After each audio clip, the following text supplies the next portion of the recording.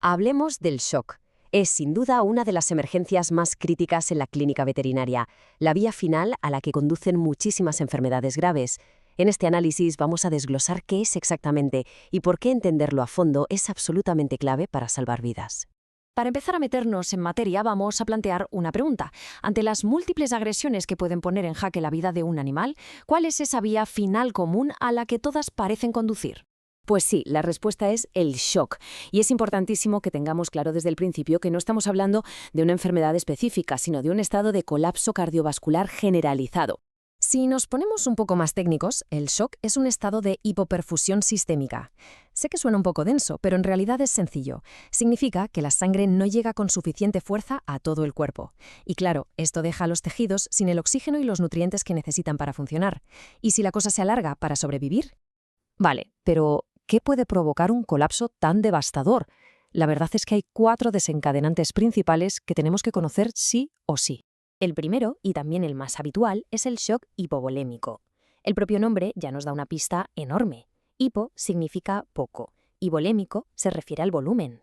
Ocurre sencillamente cuando se pierde una cantidad brutal de sangre o plasma, ya sea por una hemorragia, por quemaduras muy extensas o incluso por vómitos y diarreas muy severos. Luego tenemos el shock cardiogénico. Aquí el problema ya no es la falta de volumen, no es que falte líquido. El problema es que el corazón, que es la bomba de todo el sistema, falla. Esto puede pasar, por ejemplo, por un infarto o porque algo está comprimiendo el corazón desde fuera y literalmente no le deja latir con normalidad. Hay una tercera causa, que es menos frecuente, pero cuidado porque es igual de grave: el shock neurogénico. Para que nos hagamos una idea, es como si los vasos sanguíneos perdieran de repente su rigidez, su tono, y se dilataran todos a la vez, de forma masiva. La sangre se estanca, la presión cae en picado. Esto suele ocurrir por un daño grave en el sistema nervioso, como una lesión en la médula espinal o un accidente con la anestesia.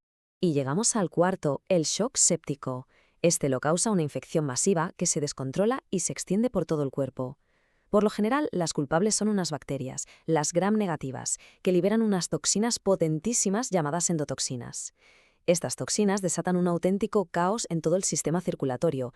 De todos, el shock séptico es, con diferencia, el más complejo. El proceso, que es lo que intenta reflejar este esquema, empieza cuando el sistema inmune detecta componentes de las bacterias, como los lipopolisacáridos o LPS. Pero la respuesta no es normal. Es una reacción brutalmente exagerada, lo que se conoce como una tormenta de citoquinas. Estas moléculas, que son como mensajeros, se liberan en masa y provocan una inflamación generalizada, dañan los vasos sanguíneos y acaban provocando el colapso. O sea, es el propio sistema de defensa del cuerpo, totalmente descontrolado, el que causa el daño final. Bueno, pues da igual cuál de estos 4 tipos sea el origen. Una vez que el shock se pone en marcha, el cuerpo entra en una cascada peligrosísima que se desarrolla en 3 etapas. Al principio, en la que llamamos etapa no progresiva, el cuerpo lucha con todo lo que tiene. Activa todos sus mecanismos de emergencia para que la sangre siga llegando a los órganos vitales, cerebro, corazón, lo esencial. Pero si la causa principal no se corrige, estos mecanismos se agotan, y ahí entramos en la etapa progresiva, donde el daño empieza a extenderse.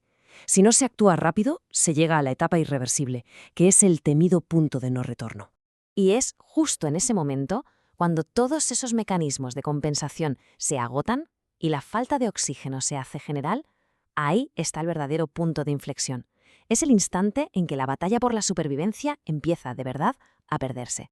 Aquí podemos ver la diferencia fundamental entre las 2 primeras etapas. En la fase de compensación, el cuerpo cierra el grifo de los vasos sanguíneos periféricos para mandar toda la sangre posible a los órganos importantes. Por eso la piel se siente fría y está pálida. Pero en la etapa progresiva, la falta de oxígeno obliga a las células a usar una especie de metabolismo de emergencia que genera ácido láctico. Esta acidosis es básicamente veneno para el cuerpo y provoca justo el efecto contrario. Los vasos sanguíneos se dilatan, la presión se desploma y la circulación colapsa por completo. Muy bien, ya entendemos el mecanismo, el porqué de todo esto. Ahora vamos a ver cómo se traduce en signos que podemos observar, en evidencias clínicas en un paciente. Entonces, ¿cómo se reconoce un paciente en shock? Pues veremos los signos evidentes de este fallo circulatorio: una presión arterial por los suelos, o sea, hipotensión. Un pulso que, aunque va muy rápido, es muy débil, casi no se nota, y las extremidades frías, que es el resultado directo de esa vasoconstricción periférica que acabamos de comentar. Y si, por desgracia, el paciente no lo supera, la necropsia nos cuenta la historia completa de esa batalla perdida.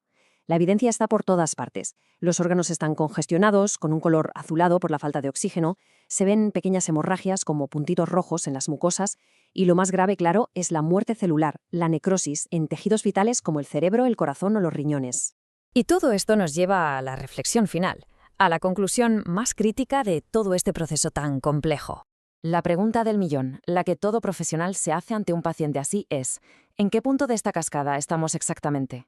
Porque saber identificar no solo el tipo de shock, sino sobre todo, si todavía estamos en una etapa reversible, es lo que marca la diferencia entre una intervención con éxito y un desenlace fatal. Este conocimiento no es solo teoría de libro, es una herramienta absolutamente crítica en la lucha diaria por la vida.